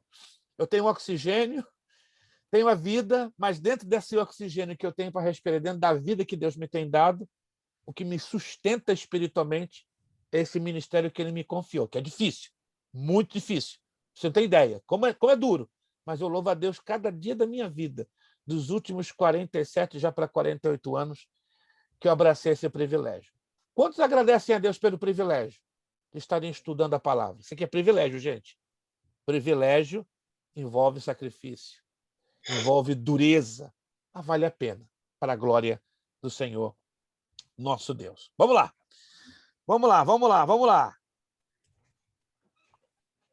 Marcos. Marcos, como já falamos, direcionado para os romanos. Marcos mostrou a Jesus como servo, o escravo dedicado. Marcos mostrou fortalecer a fé dos crentes diante da perseguição severa e ensinar o que significava ser seus discípulos. Jesus costumava usar jogos de palavras, como, por exemplo, meus discípulos, meus servos e meus amigos. Se você olha na perspectiva dos 4 evangelhos, são as 4 linhas de intimidade que o cristão aprende a ter com Deus. O cristão é chamado primeiro para ser discípulo. Olha que interessante. Para ser aprendiz. Quando ele aprende a ser discípulo, preste atenção, que isso aqui é sério, ele começa a entender o que é ser servo, escravo. Nunca é o contrário. Nós não somos chamados primeiro para ser servos. Somos chamados a sermos primeiro discípulos, alunos, seguidores, aprendizes. Quando começamos a amadurecer, aí você pode dizer, agora eu sou escravo de Cristo. Agora eu sou servo. Mas essa linha de ser servo é uma progressão, é uma maturidade. Vai chegar no momento que Jesus vai dizer, não vos chamo mais servos, senão amigos. Quem está me acompanhando, gente? É uma progressão. Fomos chamados para sermos discípulos. Aí você entende porque tem muito crente, começando de pastor, evangelista e presbítero, que fracassa no seu ministério. Por quê? Nunca aprenderam a ser discípulos. Guarde isso. Quando um pastor, um evangelista, um diácono, um presbítero fracassa, e feio, no seu ministério, é porque ele nunca aprendeu a ser discípulo. E hoje em dia, lamentavelmente, estamos vendo uma geração de cristãos atrofiados, raquíticos, que não são ensinados para serem discípulos. Aliás, uma das 43 doutrinas, chamada discipulado, é a que mais tem sido negligenciada nos últimos 30 anos. Ide por todo o mundo, pregar o evangelho a toda criatura, fazendo discípulos em meu nome. Isso é uma doutrina, são 43 as doutrinas bíblicas, e o discipulado é a doutrina, uma das mais negligenciadas. Por quê? O camarada se converte numa igreja, em alguns casos, não tem acompanhamento, não tem aquela pessoa que vai colar com ele para ajudar a ter o crescimento, o desenvolvimento. Passa 3, 4 meses, já dá a ele um cargo. Isso aqui não é uma crítica, não. Isso aqui é um fato que o Novo Testamento nos ensina. A gente vai falar um pouquinho sobre isso. Aí o camarada ganha um cargo. Já tem quantos meses de conversão? Tem 5, 6 meses. O que é isso? Ele foi discipulado? Ele foi acompanhado? Não. Joga em cima dele um monte de responsabilidade. É igual você colocar um piano na mão de uma criança de 5 anos de idade. Não para ela tocar, porque eu já vi crianças de 5 anos tocando, para carregar um piano, no sentido do peso, da carga da responsabilidade. Estão me acompanhando? Então, se faz na igreja neófitos. O que é neófito? Novo convertido que está assumindo responsabilidades que não lhe cabem. Aí vai chegar lá na frente, ele é chamado para ser diácono, para ser presbítero, para ser evangelista, para ser pastor. Aí ele vai revelar a péssima qualidade na sua preparação. Aí vai chegar a pergunta de $1 milhão. Foi aquele obreiro discipulado? Resposta, não. Nunca foi discipulado. E aí ele não pode ser nunca servo, ele não sabe servir. Gente, preste atenção, hoje tem muita gente que está na igreja, nos púlpitos, e não sabe servir. E não entende o ministério da toalha. Que ministério é esse? João capítulo 13, Jesus nos ensina o ministério da toalha. Pegar a toalha, lavar os pés. Mas para entender o ministério da toalha, tem que ser discipulado lá atrás. Estão entendendo, gente? O negócio é sério. Nossas igrejas, isso aqui não é uma crítica, isso aqui são fatos que estão dentro do Novo Testamento. A maioria, 80% das nossas igrejas, isso aqui não é uma crítica, eu estou apresentando fatos, não consideram a importância do discipulado. E aí? Como serão os futuros servos? E aí Deus vai dizer, eu tenho tão poucos amigos. O Espírito Santo está triste, porque ele não tem muitos amigos. Yeah. Anotaram? Discípulo, servo, amigo. Quantos de nós somos amigos de Deus? Aí você vai levantar a mão. Calma! Antes de levantar a mão, pensa 3 vezes. Estou sendo discípulo? Estou aprendendo a ser servo? Estou no caminho, então, de ser amigo. Que Deus tenha misericórdia de todos nós. Se queremos ser amigos de Deus, comecemos a aprender a ser discípulos. Para depois aprendermos a servir. Para depois você bater até no teu peito e dizer, agora eu sou amigo de Deus. Já não chamo mais de servos, mas vos chamo de amigos. Deus nos ajude. E que Deus nos ajude a fazer de mim e de você, homem e mulher, que vamos preparar quem? Discípulos. Porque essa tarefa foi Jesus que nos confiou. Confiou o irmão Wellington, confiou o irmão Wilson, confiou a cada um de vocês, a mim, fazermos discípulos. Não discípulos para seguirem a Luiz Prestes, não discípulos para seguirem a Wellington Silva, não discípulos para seguir a Jober Camelo, não. Que Deus nos ajude a prepararmos discípulos a serem seguidores de Jesus. Mas aqui entra o problema.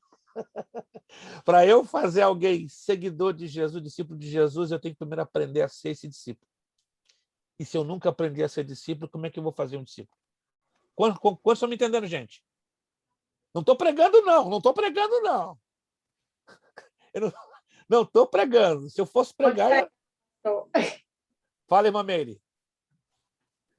Pode pregar, pastor. Mas não estou pregando. A intenção não é essa. Tá? A intenção é mostrar nos passos das Escrituras, porque nós estamos destrinchando as Escrituras. Mais 2 minutos para a gente fechar, porque já são 9h39, temos que corrigir os exercícios, né? Vocês pensam que eu vou deixar vocês quietinhos para trás? Não, pastor, vai se esquecer dos exercícios? Não, vocês pensam que eu sou o quê? Eu não tenho a mente tão avantajada com que vocês têm, a mente fresca, mas os exercícios eu não esqueço de jeito nenhum. Aplicação de Marcos. Assim como Jesus foi um servo humilde, nós também devemos ser. Não buscando ser servido, mas servir e dar a nossa vida em resgate de muitos. Não importa quais sejam as provações, Jesus nos chama a fidelidade, uma vida de humildade, serviço e discipulado. Pergunta de $1 milhão. O que qualifica, o que marca a humildade de Cristo em nós? Vou dar a resposta para vocês. O servir. A verdadeira humildade é marcada pelo serviço. Certa feita em Florianópolis, Santa Catarina, isso já uns 38, 40 anos atrás, um evangelista lhe deram uma oportunidade para dar uma saudação de 5 minutos. Ele, muito sem graça, quero cumprimentar a igreja com a paz do Senhor. Irmãos, é um prazer estar aqui. E eu estou muito feliz por essa oportunidade. Eu estou aqui, me orgulho da humildade que Deus me deu. Olha, eu estou tão orgulhoso da minha humildade. Olha, não tem cara na terra mais humilde do que eu. Eu me lembrei do Lula. Com todo respeito, eu não sou político, não. Pensa num cara mais humilde do que eu, disse Luiz Inácio Lula da Silva. Eu falei, Jesus, deve ser discípulo. Esse é discípulo do PT ou do Lula, com todo respeito. Eu não sou político, não. Não estou pregando política aqui, não. Mas eu fiquei impressionado. Eu me orgulho da minha humildade. Que é isso, rapaz? Já quebrou tudo. Orgulhar-se da sua humildade. A pessoa humilde, primeiramente, ela nem toca nesse aspecto, porque já é uma prova de falsa humildade, querendo dizer, eu estou aqui abafando. Não, estou chamando atenção. A pessoa que é humilde, ela não chama atenção. É Cristo que se manifesta através dela. A verdadeira humildade, ela é revelada através do serviço, da capacidade de servir. Há muitos anos atrás, na Rádio Tupi do Rio de Janeiro, ela tinha um slogan, né, na entrada dos seus programas. Quem é do Rio de Janeiro talvez vai se lembrar disso. Quem não é, vai ter dificuldade em até saber disso. Mas a Rádio Tupi do Rio de Janeiro tinha um slogan que dizia: quem não serve para servir, não serve para viver. E aquilo ali, eu tinha 10 anos de idade, aquilo ali ficou marcando na minha cabeça. Quando eu fui começando a entender as Escrituras, eu disse, então a marca principal da humildade de Cristo na nossa vida é a disposição de servir. O senhor me fez lembrar da matéria do mordomia, pastor. Mordomia, excelente, irmão Wilson. Só por causa dessa deixa do irmão Wilson, já dou 50 para o irmão Wilson. Não, irmão Wilson tem... Ó, irmão Wilson é quietinho, vocês estão vendo? Mas pensa um homem que sabe. Está lá dentro, ó, a máquina dá volta 24 horas. Ele me manda umas mensagens durante a semana que eu digo, isso aí é enciclopédia eletrônica. Ele me dispara cada mensagem, pastor, é isso, é isso, é isso. Irmão Wilson está no caminho direitinho, rapaz, ele tá devorando as escrituras, as sagradas escrituras. Tá? 50 pontinhos para o nosso irmão Wilson, tá? Para sorrir um pouquinho mais. Por isso que o irmão Wilson vai ficar assustado, né? Quando eu começar a liberar a nota, vai ter tanto 100 que vai dizer, pastor errou. Pastor foi corrigir todas essas notas de madrugada e decidiu dar 100 para todo mundo. Não falando sério, gente. Esses pontinhos aqui, vocês vão aparecer, vocês vão ficar assustados. Eu numerei, claro, aqui o aluno trabalha para ter também o seu reconhecimento. Então, irmãos, anote isso aí. O que caracteriza a humildade de Cristo é a nossa capacidade de servir. Mas para servir, primeiro temos que ser o quê? Como é que é? Para servirmos. Como é que é? Discípulo. Discípulos. Nunca se esqueçam disso, irmãos. Temos que lutar pesado. Senhor, ajuda-me. Eu há 52 anos eu estou fazendo essa oração com pranto, com angústia. Senhor, ajuda-me a ser teu discípulo. Porque eu não sei te servir ainda. Eu sou uma negação para te servir. Me ajuda, em nome de Jesus, a ser teu discípulo. Eu ainda não aprendi a ser discípulo, meus irmãos. Ou você pensa que eu já aprendi? Engano seu. Estou há 52 anos fazendo isso aqui, ó. E como é difícil ser discípulo de Cristo. E é mais difícil ainda ser servo. E é mais complicado ser amigo. Não me desanima, pastor. Não, estou sendo realista. Estou batalhando diariamente para ser as três coisas. Mas como está sendo difícil, mas graças a Deus que a graça dele nos basta. Próxima aula a gente vai falar sobre o Evangelho de Lucas, tá? O versículo-chave do Evangelho de Marcos, é Marcos 10, 45. O Filho do Homem veio para servir e não para ser servido, ok? Na próxima aula, então, a gente vai entrar em Lucas e João. Lucas e João vai ser a penúltima aula e já vamos também entrar nos Atos dos Apóstolos, né? Vida e Ministério de Jesus. E a última aula nós vamos fazer uma viagem bem rápida por todos os demais livros do Novo Testamento. A próxima matéria, já vou adiantar a vocês, a próxima matéria depois desta, soteriologia, a doutrina da salvação. Papai do céu, a matéria vai esquentar.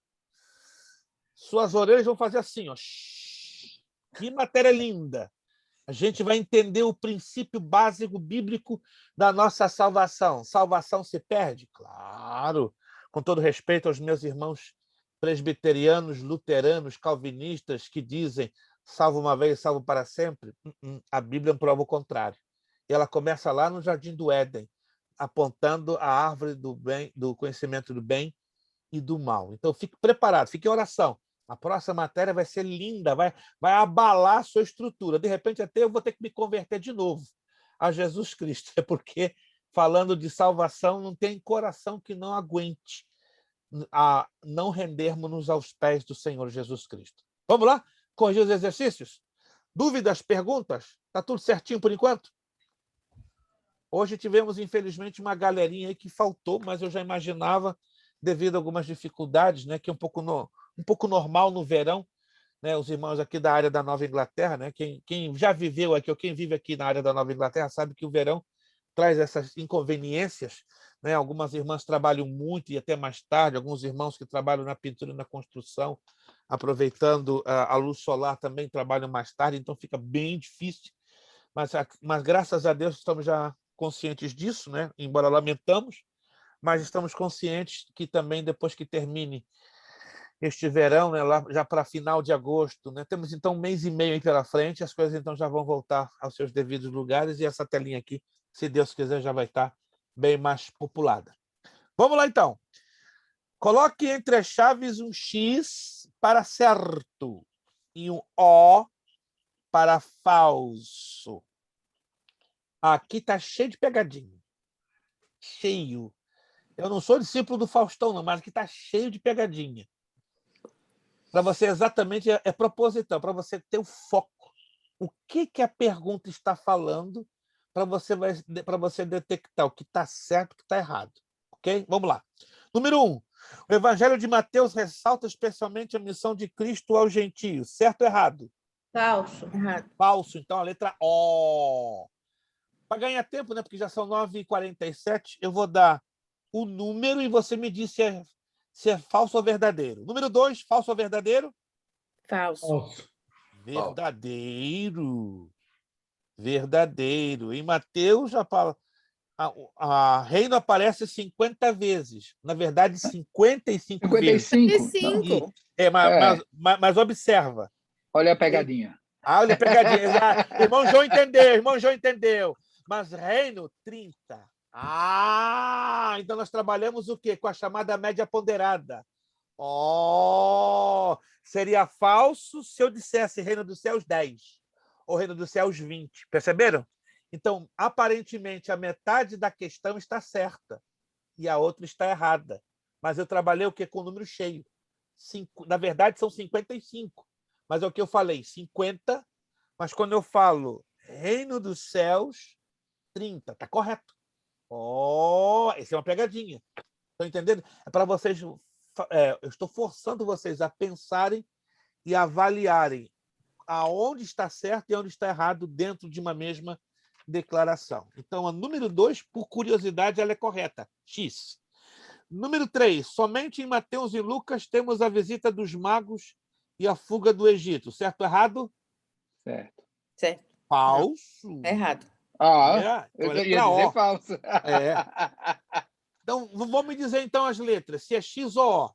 Fica mais fácil. Número 4, X ou O. X. Só irmão Wilson, vamos repetir de novo. Número 4, X ou O.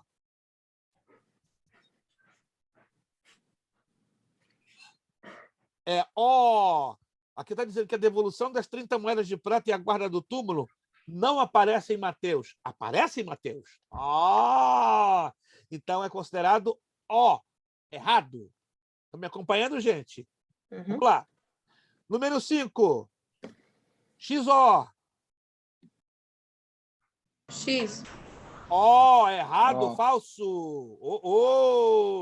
Entre os milagres encontrados, somente no livro de Mateus está a cura de 2 cegos e a ressurreição de Lázaro. Não, está errado. Então é falso. Lucas. Exato, Luca. Mas Vanessa está ligada, irmã Vanessa. Irmã Vanessa está quietinha ali, mastigando uma bênção, mas ela está ligadíssima. Número 6. Falso ou verdadeiro? Número 6. Falso.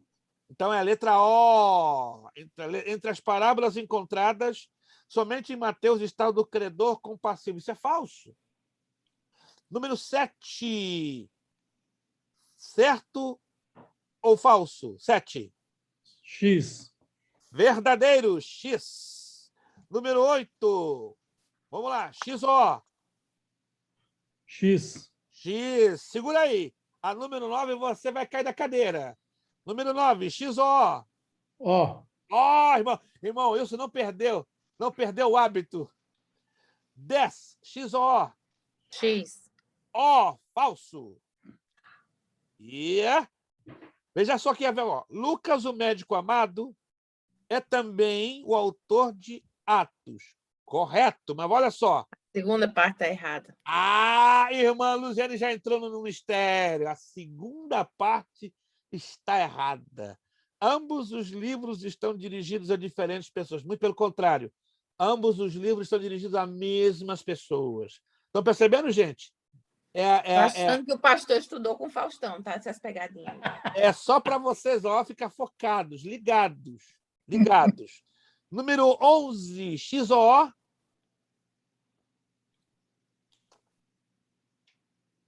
Olha lá, irmão Wilson. X. X, verdadeiro. Número 11. Lucas foi amigo íntimo e companheiro de viagem de Paulo. Corretíssimo. 12. X ou O? falso. 12, falso. 13, XO. Tá saindo X. fumaça. X, corretíssimo. 14, XO. X. X, correto. 15, XO. X. X, corretíssimo. 16, XOO. 16, XO. X. Oh, é falso, é falso. Falso. É falso. É aquela coisa, meio a meio. A metade da declaração está certa, mas a última parte está errada. 17, XOO. X. X, 18, XOO. X. X, 19, XOO. O. X. E X. número 20, XOO. O. Ó, fiquem tranquilos, eu vou postar no grupo a fotografia de todas as respostas, só para a gente ganhar tempo, né? Porque o horário já estourou, tá? Fiquem tranquilos, vou fazer ainda hoje, eu vou fotografar para vocês, postar lá no grupo, e qualquer dúvida que você ainda tenha nos exercícios, você já vai ver ali todo o gabarito. Eu tenho uma questão, mas eu vou deixar para a próxima aula. Isso, sem nenhum problema, porque o horário já estourou, então eu já vou anotar que na próxima aula, irmão João já tem uma questão, então já está tranquilo, tá? Já está aqui anotado comigo que na próxima aula, irmão João já tem uma questão, também anote para não se esquecer. E, irmão Wilson, parabéns pelos seus 50 pontinhos, né? Tem mais ainda, tem muita coisa para sair dentro dessa caixa pensante que eu não tenho, irmão Wilson. A gente vai ter que passar aí um fim de semana pescando para eu sequestrar coisa boa, né? Que tem dentro dessa cabeça que só o irmão Wilson tem, né? Vamos criar um tempo para isso, pastor. Meu irmão, eu estou precisando pescar um pouco, né? Vamos unir o útil ao agradável, né? Pegar um bluefish aí na sua companhia, mas também eu vou sacar muita coisa desse cérebro, Jesus da glória. O cérebro não tem muito, não, pastor, mas o mar tem muito para nos dar. Mas o seu cérebro também, pode acreditar, vou deixar o irmão sequinho. Gente, muito obrigado pela participação de vocês, graças a Deus, muito feliz, muito alegre. Um pouquinho triste, né, pela ausência de alguns irmãos, mas nós entendemos, né, as dificuldades que alguns estão tendo. Mas é importante que estejamos orando uns pelos outros, né, para que os demais não se desanimem, não abram mão deste privilégio, né? Que Deus também nos ajude. Pastor, visita ilustre na minha casa hoje, ó. Esse é o rapaz. Esse é o Garganta de Ouro. A nossa igreja tem duas gargantas de ouro, né? Graziele, que não está aqui, e esse Rafael Balduino, meu Deus! Quando eu crescer, Rafael, eu quero parecer 1%. Se eu puder ter o tempo de crescer um pouquinho ainda vou parecer 1% com o Rafael. Não na garganta e nem no cabelo, porque isso aí é um privilégio. A cabeleira a gente não pode ter mais. Jamais, isso é um privilégio que Deus deu a Rafael Balduino. Esse é um dos filhos do nosso pastor, né? Tá aí, essa simpatia na terra. Tem que ver ele cantar no altar do Senhor. Meu Deus, eu não sei se o céu despenca lá de cima ou se a gente é arrojado lá para cima. Só sei de uma coisa. A gente é arrojado lá. É Deus na terra usando a vida deste servo. Obrigado, Rafael. Muito bom ver a tua pessoa. Deus te abençoe. Gente, vamos terminar então orando, agradecendo a Deus. Vamos pedir nosso irmão João de Freitas, que não é, e deixa bem claro, ele não é o ancião de dias de Daniel. Mas diz a palavra de Deus, né? Te inclinarás diante das cãs. Então, o irmão João tem cãs que nenhum de nós vamos ter. Então, o irmão João estará nos agradecendo esta aula de hoje com uma palavra de oração. Obrigado por cada um de vocês, né? Que se esforçaram muito para estarem aqui. Tenho vocês uma vitoriosa semana em nome de Jesus. E próxima terça, se não houver o arrebatamento da igreja, estaremos lá. Irmão João Cavalcante e irmã Luziane, muito obrigado pela participação de vocês. Eles, de forma extraordinária, né, devido a alguns compromissos, pediram para estar conosco, né? Eles são da turma da quarta-feira. Aí vocês voltarão normalmente na próxima semana, tudo correndo bem na quarta, né? Mas foi um prazer ter vocês conosco, né? Não perderam nada, ficaram ligadinhos na conexão e na próxima quarta, então, vocês voltam para a turma de vocês, né?